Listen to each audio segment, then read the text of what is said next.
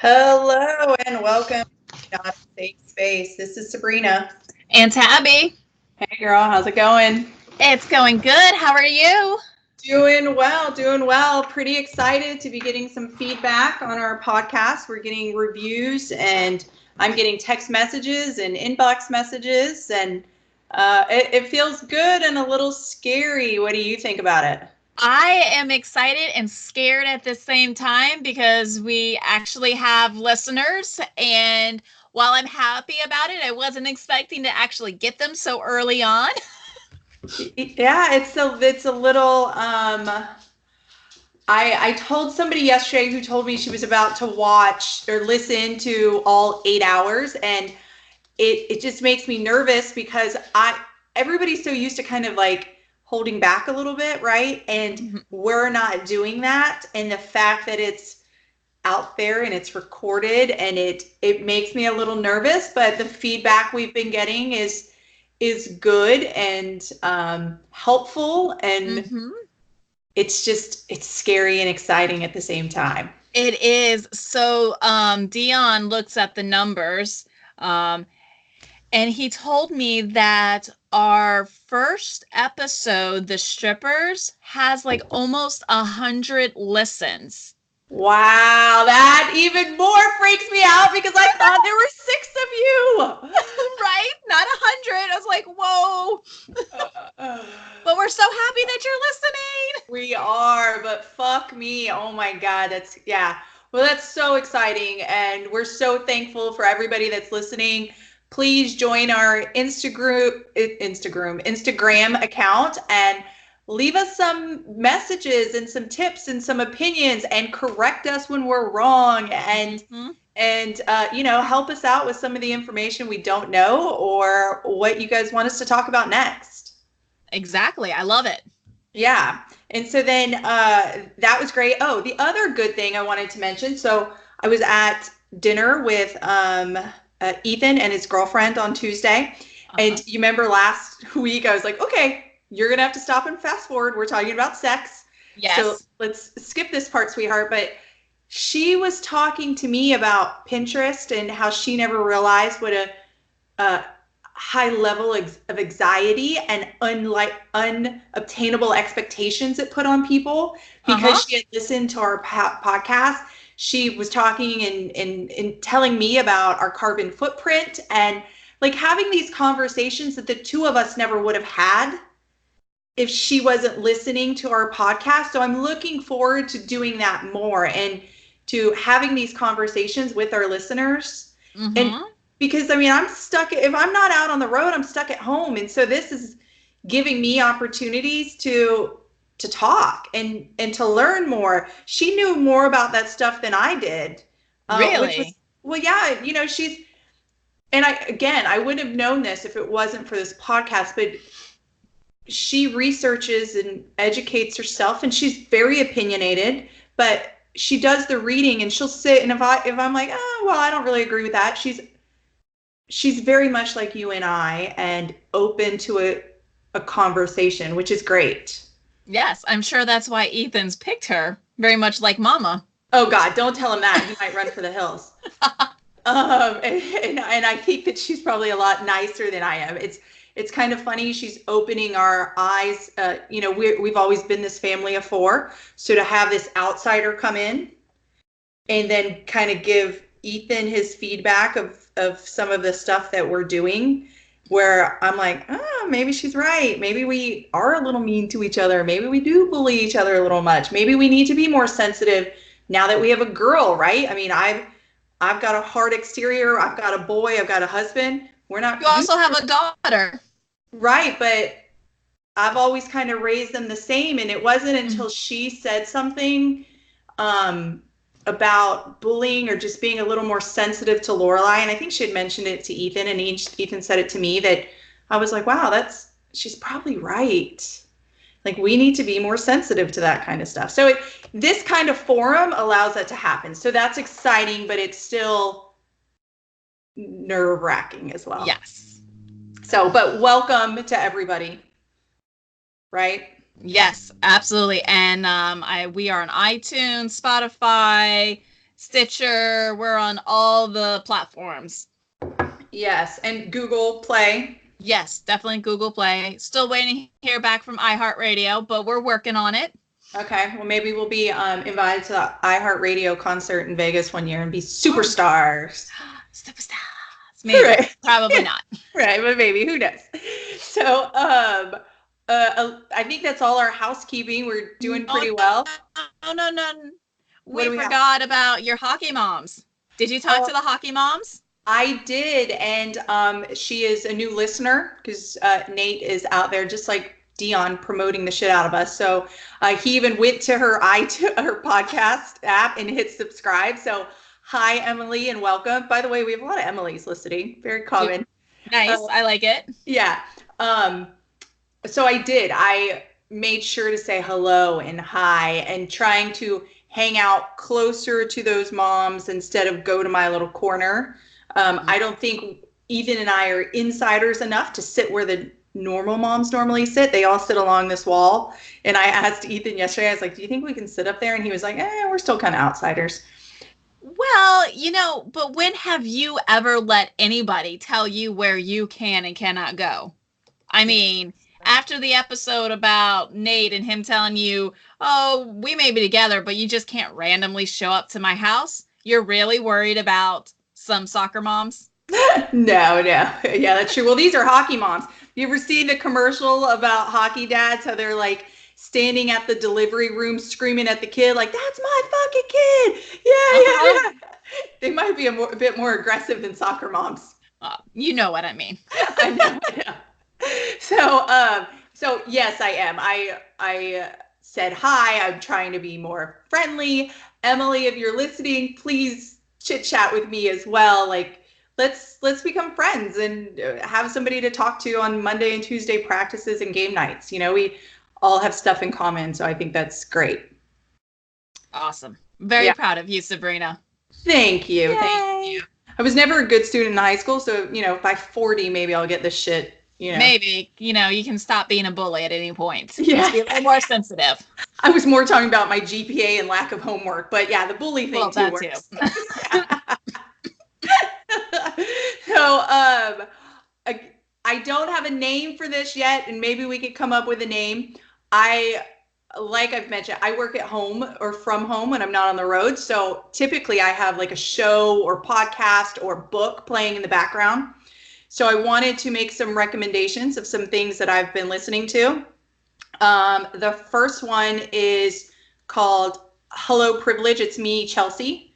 It's available on Netflix. It's a 1-hour documentary by Chelsea Handler where she exploits and explores her own white privilege. It's a little iffy, right? I mean, everybody kind of has their own opinion on every topic and trigger button. You're not going to agree with all of it, no matter what side you are of it. But it's something to, I don't know, it's just kind of eye-opening. I took like segments of it where I was like, wow, I never thought of that. I never considered that feeling. I never understood where maybe that anger came from. And I just, if you guys have an hour of your time, I would say listen to it. You get a little bit of her backstory, which I wasn't aware of. Right. So if you have an hour, listen to that. We have the next one is Untouchable, which is on Hulu. It is a documentary. It's quite a bit longer on Harvey Weinstein. It interviews a few of the actresses or employees that were sexually assaulted or raped by him, and also the amount of people that knew about it and how they didn't do anything about it. It's a little uncomfortable, like any of those documentaries are, but I think that their stories are important to hear. So if you have some time, I haven't finished it yet, so I can't give my full review, but like I said, the stories are worth hearing and that we have to listen to it. And I think that's it on my recommendation corners. I'm still, cheating with Audible and having books read to me on tape. It's not cheating if you're driving. It is cheating if you're laying in bed. Right, which I did. Yeah, I know. Right. You little book cheater.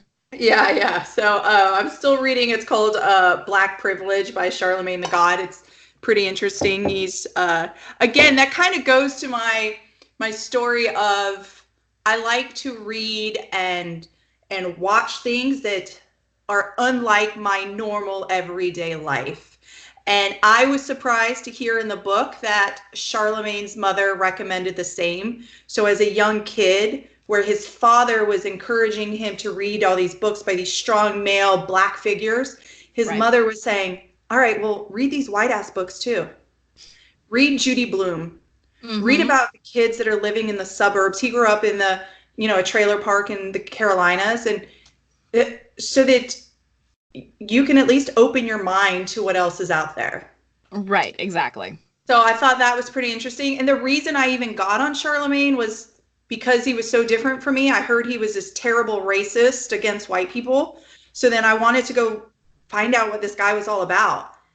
And he's not. He's not a racist, despite what everybody's saying, because we Right. throw that word around like Now, nobody's business. We don't care. We don't like you. You're a fucking racist. right. Now, granted, he's got very strong opinions about white people. Doesn't make him a racist. He calls us names the same way he's been called names his whole life. But one of his closest friends in his podcast on The Brilliant Idiot is a white comedian, where then some of the black community gave him shit Mm-hmm. for having this friend and was like, what's up? I thought you supported us. And he said, I could support you and still have these other thoughts and beliefs and friends. And so that's why I do what I do, you know? Right, exactly. It doesn't have to be one or all, Right. or Yeah. one or all or none, right? That's the biggest thing of like what I got from our episode of Do I give a shit? Where Mm-hmm. we found ourselves 50-50 on some things of, yeah, I care a little bit, and then some of it I don't. Or yeah, I could agree with that statement and think the rest of it's bullshit. Right. Yeah. So that's my recommendation corner. Check out those couple documentaries. If you guys have anything that I could be using or reading in my spare time or watching, please Or leave it on, listening to. or listening to. Please leave it on our Instagram page. Tabby is busy writing her second book. Yes. So Oh, whenever, what was that? yeah, I finished the second to final draft the other day, so now I'm going to be going into a hole and I will be dragging Dion with me because now that it's printed, I literally take it, I open it, and I start reading it out loud to him so I can hear it and absorb it, and then he helps me with it. He's very good at going, oh my God. He's like, baby, I'm so bored right now. He's like, That's good. or Yeah. that's really good. Or we need to switch the storyline up a little bit. And he's very, very good at that. The best advice he gave me on the other book was nobody would react that way.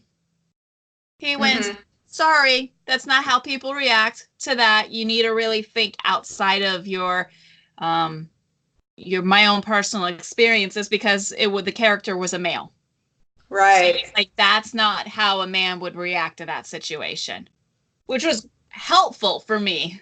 Right. Right. Do you get defensive at all, or do you find yourself? Is there? Because I naturally would sometimes just like prickle up and be like, well, and then you have to allow that So criticism to come in. yes, in the beginning, I would get very defensive because it's my baby.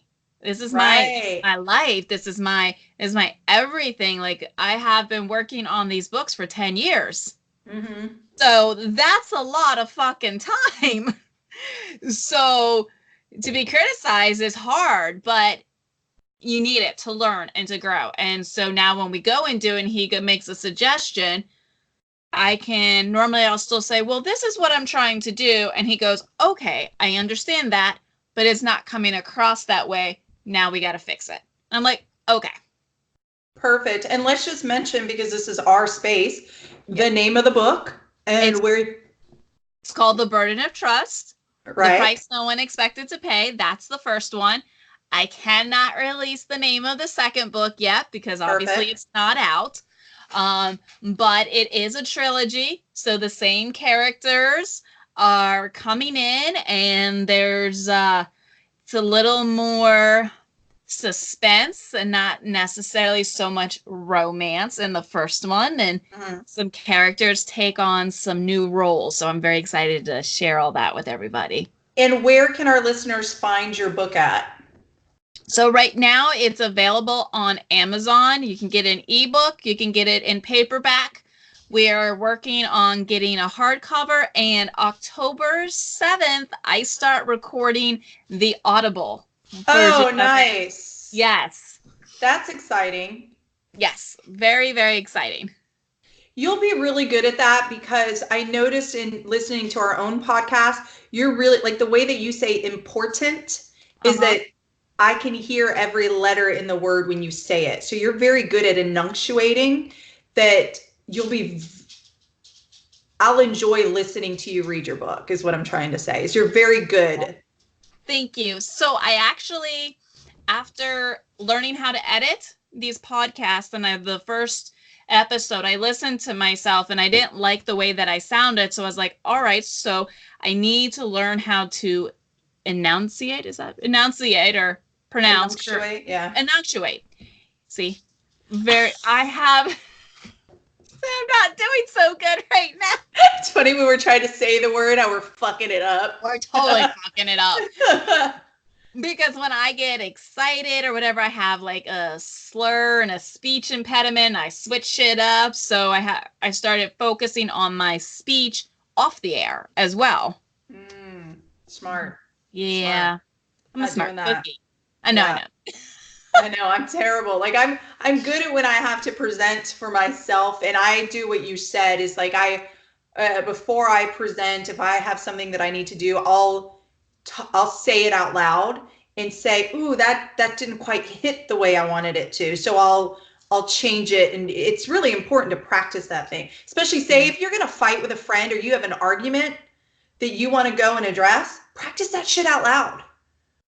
Oh, of course. Well, we all do that in our head. We're like, if you're mad at someone and you're away and you are prepping that argument in your head, you're like, I've got all my bullet points. You did this, this, and this, and I'm gonna fucking kill you. But then I hate it when you get there and you don't get to use any of your ammo and you're like, fuck, I worked so hard. Or you forget. Right. And you're like, son of a bitch, I could have won that and I lost it because I forgot it. Damn it. That's funny. And Well, there's no going back. there's not. And so that's why I think it's important to say it out loud because so what happens a lot of times, say if you're caught up in an argument like that, is people misunderstand what you said because you didn't say it the way you truly meant it. Maybe you're thinking it in your head and you're like, yeah, that's what I mean. And then when you say it out loud, it doesn't come out that way. So if you practice it, like I practice, which is weird, but that way I can be like, I intended to say what I said, and there was a reason to it. Exactly. So, yeah, well, that's great. So, yeah, The Burden of Trust, you can buy it on Amazon. Yes. You can order it on Amazon. I've personally purchased a few copies and given it as Christmas gifts and birthday gifts, and nobody's ever told me, why'd you buy me this stupid ass gift? So, well, that is really good, or either they're being very polite. So. No, my friends aren't really polite, so I would say it's really good. And most of them want to know when's the second one coming out. So if you guys are listening, you know that she is in the trenches and going through it right now. I am. I'm working really, really hard for you guys. Good. And since, we mentioned we're obviously now 99 days away from Christmas. So fall is here. Yay. All us basic bitches, are we drinking our pumpkin lattes? Our pumpkin spice and all of that stuff. So in a holiday fashion, we have our and everybody being obsessed with pumpkin spice, right? Mm-hmm. And pumpkin everything. We have temporarily named our short red men pen shorty, this tiny little thing, Pumpkin Spice. That is his name right now. Is he so confused? He's like, what the fuck? He's What? like, call me whatever you want as long as you're giving me something to eat. He's like, ooh, pumpkin spice. We're gonna eat some pumpkin. Yay, yummy. He's like, Nice. I'm a fat boy. I want some food. He does kind of remind me of like the Danny DeVito kind of body shape, huh? Short and Yeah, round. short, round, and a tiny head for his body. Right. So I've got a list here since we're, a couple days into fall and we're a couple weeks away from Halloween of the ultimate fall bucket list. Oh, So I good want to God. see if you check any of these off. Okay, let's see. Okay, drink a pumpkin spice latte. Negative. No, you don't buy it, you don't do it. You don't No. like the flavor. You might get me to drink a pumpkin beer, but I'm Oh not yeah. doing any latte. That's some basic bitch shit, and I don't do it. Okay. Good point. I don't buy pumpkin lattes either. It's just not my favorite. I'm not opposed to it, just not my favorite. Yeah. Um buy a cozy sweater. I fucking live in Florida. I need 3 sweaters for the entire season. Why do I need to buy another one? I For it don't to know. sit in my closet and for me to store it? No. Fuck that shit. We don't live up north. It's not, super cold where you got to rebuy a winter wardrobe, but no. I'm, I'm Oh, I laughing know. quietly because I bought 12 of those fuckers last year and I You bought can't wait. 12, Yes, 12, 12. new You're not sweaters. going to get through all 12, No, even I'm if you not. wear 2 of them in the same day. No, I'm not. Like I wore this red one once last year. So I'm excited to bring them back out because our window to actually, you're right, to actually wear them is very short. But last winter I got into sweaters and I bought 12 of them and now they're sitting in my fucking closet, just like you said. So that's why I was covering my mouth And laughing. Sabrina, you're fucking sitting there in a t-shirt putting monsters up to your armpit because you sweat like a fucking whore in church, and you're gonna put your ass in a sweater? Yeah, I do. And then I do sweat. But that's a good thing about sweaters too, is They that, absorb your sweat. yeah, you can't see it. Oh, but you can feel it. Yeah, you can inside. It's like a hot box. It's like, whoo! Right. All right. What about decorating your front door? For what? Fall. Do you have like Eh, a fall wreath or anything you put on your door? well, yeah, damn. I have one that's more Halloween-ish, Okay, not I do necessarily too. fall. Yeah, I've got a But big pumpkin one we put out. I got like a little bit of Halloween stuff and then some tiny little bit of fall decorations around the house, but it's so simple that it's like it's not a big deal. It's not like decorating for Christmas. Yeah. Okay. Apple picking. I don't think that's a thing here. No, that's something you do up north. Yeah. So, I had a friend whose family would go out and they get all the apples, and then it was a whole family event. They go and pick the apples, they come back home, they peel and core all the apples, and then they have this big, huge metal it's not cylinder, tub basically. It was a Mm-hmm. metal one, and they had the coin at the bottom, and then they would make apple butter. And then they would jar Oh, it.